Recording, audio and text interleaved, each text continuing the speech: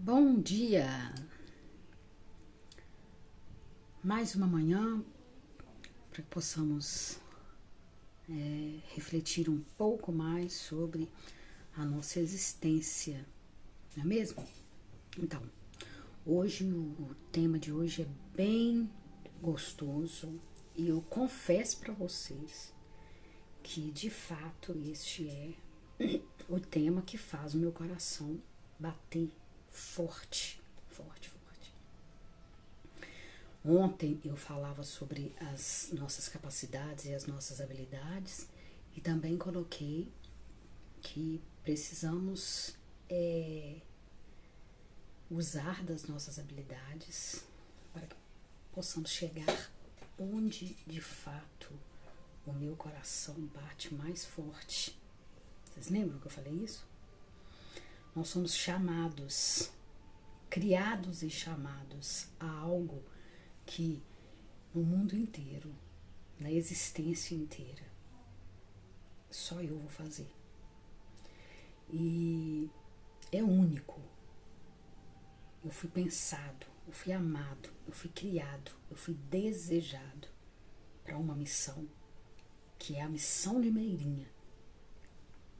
E quando você está diante dessa missão, toda a estrutura sua, do corpo, toda a estrutura da sua alma e toda a estrutura do seu espírito vai tremer. Por quê? Porque ali mora a sua essência. Porque ali está a sua essência. E o tema de hoje é um tema que eu posso confessar de verdade para vocês. É um dos assuntos que eu mais amo, que eu mais gosto mesmo. E é lógico, evidente que nós vamos dar uma pincelada aqui, mas é extremamente amplo, amplo.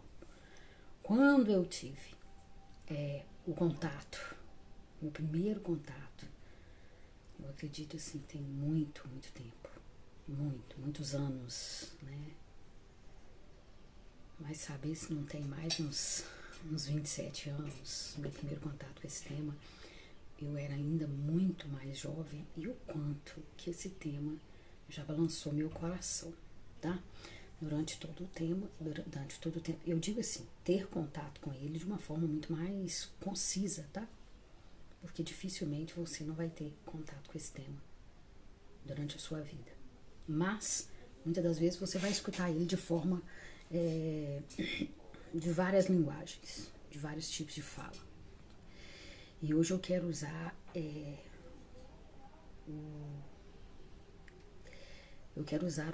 o nome de verdade mesmo, como de fato isso chegou em mim, tá? Na minha total subjetividade. Mas eu acredito que vocês vão entender.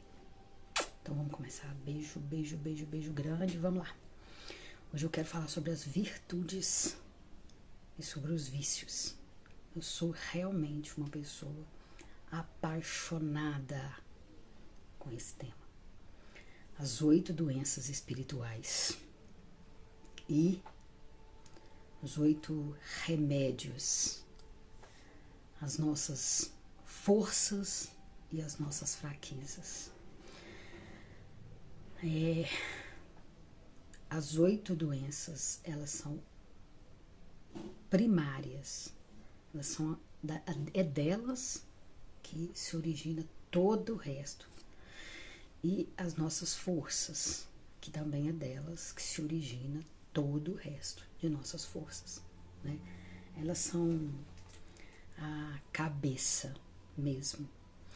Então virtudes e vícios. Quais são os meus vícios? Quais são as minhas virtudes? Quais são as virtudes que eu posso combater os meus vícios? Qual é a minha maior predisposição a certas coisas, a certos tipos de comportamento? O que o ambiente faz comigo diante de um confronto com essas forças e com essas virtudes? Não é mesmo?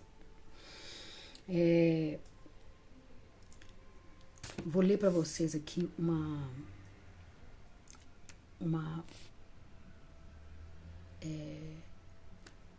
teoria a respeito de virtudes que está dentro do catecismo, e eu acho ela sensacional, porque aí a gente vai poder abrir, não é mesmo? Então, é assim. As virtudes, só um minutinho, deixa eu baixar isso aqui, tá? As virtudes humanas são atitudes firmes, disposições estáveis, perfeições habituais da inteligência e da vontade. Regulam os nossos atos, ordenando nossas paixões e guiando-nos segundo a razão. Propiciam, assim, facilidade, domínio, alegria, para levar uma vida moralmente boa. Pessoa virtuosa é aquela que livremente pratica o bem. As virtudes morais, elas são adquiridas humanamente. São os frutos e os germes de atos moralmente bons. Dispõe todas as forças do ser humano para entrar em comunhão com o amor, e principalmente com o amor divino. Então, não é fantástico você pensar que você tem em você forças que de primeira mão elas são natas. Você já nasceu com essa disposição, com a predisposição a ser bom. E quanto mais você é bom, mais virtudes você adquire, mais força suas virtudes adquirem. É o que eu te falei ontem. Quanto melhor o comportamento, quanto mais nobre, mais responsável, maior será a sua determinação diante das habilidades que você tem para adquirir essas forças. Então, o ser humano em si, ele tem uma tendência muito grande, o declínio aos vícios, o ser humano em si. Mas isso não significa que ele não tem em si toda a força e toda uma estrutura para as virtudes.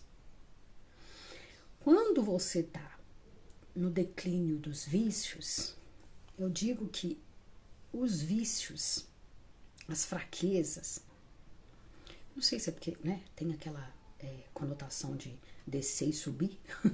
Descer é sempre mais fácil, subir é mais difícil, vai saber? Mas é muito mais fácil estarmos entregues às fraquezas do que lutarmos para estarmos fortes nas nossas forças. Então, eu vou dar alguns nomes, por exemplo. Antes de começar a dar nomes mesmo, eu quero colocar o seguinte. Hoje, nós estamos finalizando, dentro do nosso desafio, né, a proposta do desafio que eu fiz, em primeiro lugar para mim mesmo, e depois estendido a quem desejasse. A gente está aqui primeiro falando sobre a primeira semana, a gente já está batendo na tecla da inteligência física. Depois estaríamos na outra semana falando sobre a inteligência emocional. E na última semana a gente estaria falando sobre a inteligência espiritual. Todos os temas que foi passado essa semana está completamente ligado na nossa inteligência física. Tentei abordar o máximo possível dentro desse ângulo da inteligência física. E os temas foram todos colocados, né, tanto na hierarquia das necessidades neurológicas como na pirâmide de Maslow. A gente trabalhou todos os temas que estão dentro da mente consciente. Aquilo que eu tenho consciência, aquilo que eu consigo poupar de fato, com a minha mente consciente.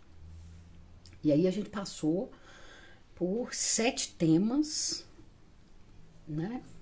6, acho que foi. Hoje é o 7º tema, né? A gente passou por 7 temas totalmente ligados à nossa inteligência física. Então, no dia de hoje, nós vamos falar sobre 3 forças, 3 virtudes. A verdade é que as virtudes, elas são amplas demais da conta para colocar elas somente no corpo físico, mas como o efeito em cadeia, né? Tudo que é físico vai, de uma certa forma, chegar ao meu emocional e chegar ao meu espiritual, e tudo que é espiritual, e etc, etc e tal. Então, nós vamos hoje falar de 3 forças e de 3 vícios. 3 fraquezas que são destruidoras em nós, mas que, de uma certa forma, a gente não consegue tirar isto completamente da nossa vida. A gente tem que trabalhar as virtudes, trabalhar as forças para enfraquecer. Você tem necessidade. Essas 3 fraquezas, elas estão ligadas completamente numa necessidade física. Agora, como eu encaro elas, como eu trabalho elas, aí é outra coisa, é outro tipo de situação. Como falou, as virtudes são atitudes firmes, disposições estáveis, perfeições habituais da inteligência e da vontade. Você vai notar que você precisa estar realmente atento, consciente, responsável diante dessas situações, porque são situações que geram outras, e outras, e outras, e outras, te deixando num estado muito pior. Num estado que chega. Todas essas virtudes, todas essas fraquezas nos levam a patologias sérias, tá? Então, nós vamos falar hoje sobre a compulsão alimentar, tá? O amor desregrado por aquela parte alimentar do homem. E é muito doido, porque nós temos necessidade de alimentar. Nós precisamos confrontar, não dá para simplesmente cortar aquilo que está ligado à comida, aquilo que está ligado à bebida da nossa vida. O ser humano tem necessidade física de alimentação, física de nutrição. A ação e um desejo desordenado e desregrado do prazer sexual, do prazer físico, dos prazeres além do limite. Não é uma necessidade de um prazer físico, mas é uma necessidade, é uma compulsão. Não vou chamar de necessidade, vou chamar aqui de uma compulsão desregrada por sexo, dentro da parte sexual. Nós vamos falar um pouquinho de onde que entra toda essa sensação de desregra, tá? Porque às vezes a pessoa fala, não, mas peraí, calma. E a pessoa que tem um apego excessivo ao dinheiro. Então, dentro da gula, que é a mãe de todas as outras fraquezas. A gula é a mãe de todas as fraquezas. Dentro da luxúria e dentro da avareza, nosso corpo tem necessidades, é do nosso corpo. Você precisa se alimentar. Dentro da pirâmide de Maslow, você vê que sexo, ela está dentro de 2 partes, tanto na fisiologia, a necessidade que o ser humano tem de sexo, e vamos falar aqui na parte de sexo, mas não o coito só em si, tá, gente? Nós não vamos falar aqui não do coito em si, mas a necessidade sexual, a necessidade da sexualidade mesmo, tá? É o toque, é o abraço, dentro mesmo das relações amorosas mesmo, tá? E dentro dos relacionamentos também tem lá a intimidade sexual, que aí é o coito mesmo, que é uma das coisas extremamente necessárias na vida humana, tá? E as necessidades dos bens materiais que nós precisamos, que está dentro da parte da pirâmide lá, a gente falando sobre a segurança, não é verdade? Então, assim, o ser humano precisa sim de dinheiro, o ser humano tem necessidades de dinheiro, por quê? Porque é a moeda que faz a troca dos bens materiais que nos são necessários. Agora, como que isso se transforma em uma doença, né? Como que isso vai se transformar em doença?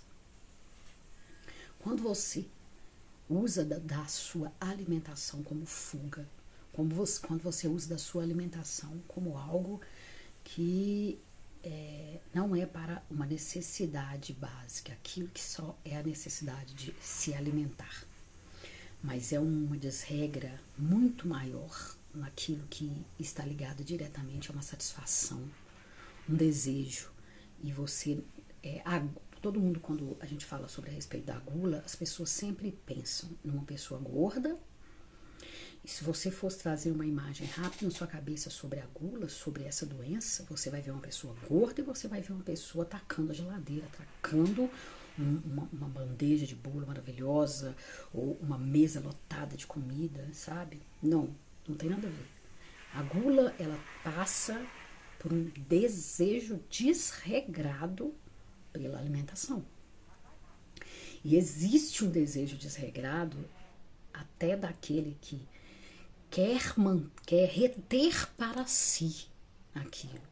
Então, a pessoa que não gosta de dividir, que não sabe dividir também os alimentos, não traz em si a necessidade de ver que o próximo como aquele que também necessita daquilo, mas que quer reter para si. Aí a gente vai falar muito a família, por exemplo, na minha época, né, lá nos meus tempos, né, até que eu sou novinha. A minha mãe, por exemplo, era uma situação super interessante, porque a gente tinha o frango do domingo, né, gente? A alimentação do domingo era o quê? Era alimentação chique. Então era frango, macarrão, tutu e arroz. Ai, que saudade, que delícia. Aquele sabor, ele tem um envolvimento emocional extremamente grande dentro dele.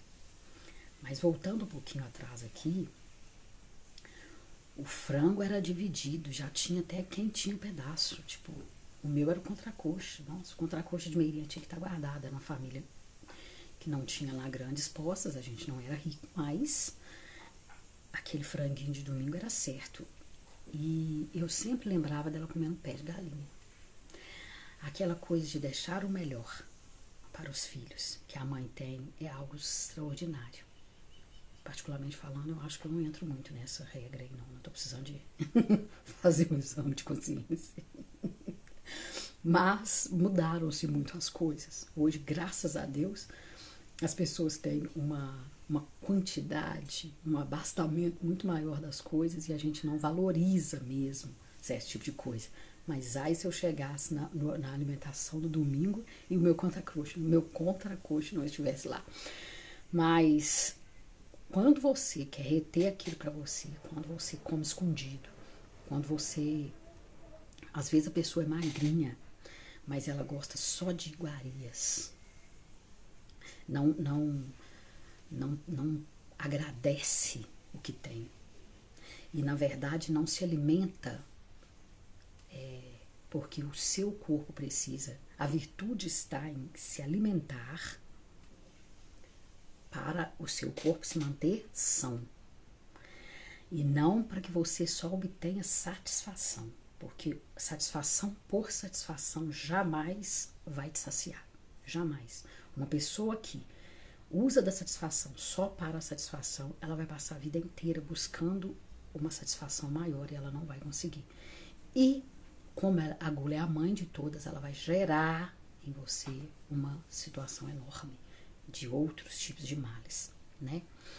A gula, ela tá ligada diretamente com a parte oral, tá? A pessoa que desconta no comer, no beber, no uso de drogas, no uso de substâncias químicas mesmo, no cigarro, tá na parte oral. Quais são os seus traumas e quais foram as dificuldades que você passou, traumáticas que foram mandadas para o seu inconsciente, tá? A doença em si está completamente ligada na parte inconsciente, tá? Mas a virtude não. A virtude, a forma com que você vai trabalhar isso está ligado na nossa consciência, tá? E a virtude que a gente pode trabalhar e que a gente é uma virtude cardial, tá? Que é a temperança. E a temperança, ela trabalha em você o domínio de moderação. Uma pessoa têmpera é uma pessoa que domina. Então é uma virtude extremamente ampla. Porque quando você começa a ter uma têmpera, a ter essa moderação na sua boca, você tem a força de começar a moderar o resto de todos os outros males que nós vamos passar por aqui falando. O autodomínio começa pela boca. O autodomínio começa pela alimentação. Como a gula é mãe de todas as outras, a temperança é uma virtude que vai nortear todo o resto do seu corpo, o resto das suas emoções e o resto e dentro do seu âmbito espiritual. Olha, uma pessoa nervosa, uma pessoa ansiosa, uma pessoa com patologias até muito sérias, ela vai estar sempre atacando a boca. Em muitos dos casos não é com excesso, mas com a ausência, tá? Isso é muito sério. Então a gente vai trabalhar e aprofundar profundamente dentro disso, só que aqui a gente vai passar uma pincelada rápida. Luxúria, desejo desordenado pelo gozo desregrado, tá? Nesse caso da luxúria aqui, são pessoas que não conseguem mesmo se saciar do bem que é o amor em si, tá? É muito sério porque pessoas luxuriosas, a tendência delas é não dar conta de ter só um relacionamento, não dar conta de levar os relacionamentos a sério. Por quê? Porque ela não vai satisfazer jamais com uma coisa só. Ela vai sempre querer mais. A pessoa luxuriosa, ela está dentro do narcisismo. Ela tem a desregra dela é ela mesma. Ela quer para ela. Ela não entra dentro de uma relação e dentro de um contexto com outros, não. Ela entra usando do outro para satisfazer a si próprio. Sempre. De uma forma narcísica e de uma forma completamente doentia e desregrada.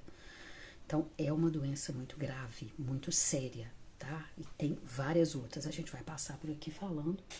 E a virtude que você usa, além da temperança, que é uma moderação, tá? Quando você começa, estão completamente ligados, a luxúria e a gula. Elas estão completamente ligadas. Dificilmente alguém que está desordenado na sua alimentação, na sua compulsão alimentar, ela vai ter algum tipo de... Ela com certeza vai estar desorientada também na compulsão do prazer do físico, tá? Porque está muito ligado. É quase que imperceptível quem tem isso. Se ela está descontando isso na compulsão alimentar ou se ela está descontando isso na compulsão sexual. Porque, na verdade, é uma forma de possuir algo que não pertence, que está fora de mim, mas que eu quero que se torne eu mesmo. E está completamente ligado naquela moderação. A têmpera faz muita falta. Então, quando você começa a moderar aquilo que você come, porque aí você vai estar você vai estar lidando diretamente com algo que é material, você começa a ter uma força muito maior para pensar que quando se passa para a luxúria, você vai estar... a necessidade vem aí já uma outra pessoa que tem sentimentos, que tem emoções e que muitas das vezes a gente destrói a vida das pessoas, tentando fazer com que aquilo faça da minha uma amplitude maior. Mas você, de fato, vai estar fazendo isso primeiramente com você. E aí entra a parte da castidade, tá? A virtude está na castidade, ser mais casto. E a castidade é ampla demais da conta. Eu sei que essa palavra assusta demais a conta. Muita gente que fala, então agora eu vou virar padre, então agora eu vou virar irmã de caridade, então agora eu não vou ter. Não, é uma castidade muito além que nós vamos trabalhar, tá? Muito, muito além. Mas aquela castidade da alma, aquela castidade espiritual, é o respeito humano, é olhar o outro com uma pureza maior, com uma visão muito menos egoísta, mas com uma visão é chegar até o outro, não para obter algo, mas chegar até o outro para dividir e para doar algo. Isto entra uma forma de castidade. Nós vamos trabalhar a castidade de uma forma assim sensacional, sensacional. A amplitude da palavra castidade é linda, maravilhosa, e nós vamos aprofundar o máximo que a gente conseguir. E passando rapidinho aqui para a avareza, muita gente não gosta de jeito nenhum de ser chamado de avarento, mas são pessoas que dificilmente a gente consegue até suportar quando de fato a pessoa é mesmo avarenta. A gente o avarento ele é chamado de pão duro, de mão de vaca, a pessoa, por exemplo, que é muito pão dura, que é muito mão de vaca, tem